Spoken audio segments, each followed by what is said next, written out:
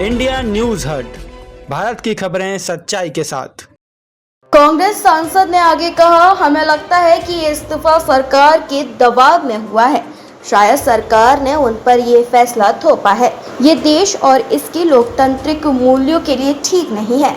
मुझे लगता है कि भारत में इतिहास में ये पहली बार हुआ है कि किसी राष्ट्रपति ने खुद इस्तीफा दिया हो।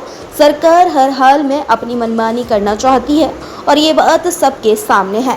वहीं कांग्रेस सांसद किरण कुमार चमाला ने भी इस इस्तीफे को हैरान करने वाला बताया। उन्होंने कहा कि सुबह तक धनगढ़ सांसद में थे और उन्होंने सभी दलों से एकजुट होकर देश के लिए काम करने की बात कही थी। चमाला ने ANI से कहा, सुबह वो राज्यसभा में थे और उन्होंने बहुत अच्छी बातें कही।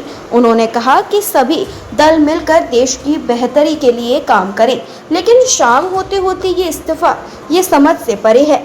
देश के 14वें उपराष्ट्रपति जगदीप धनखड़ ने 21 जुलाई की रात अपने पद इस्तीफा दिया। 74 साल के धनखड़ का कार्यकाल 10 अगस्त 2027 तक का था।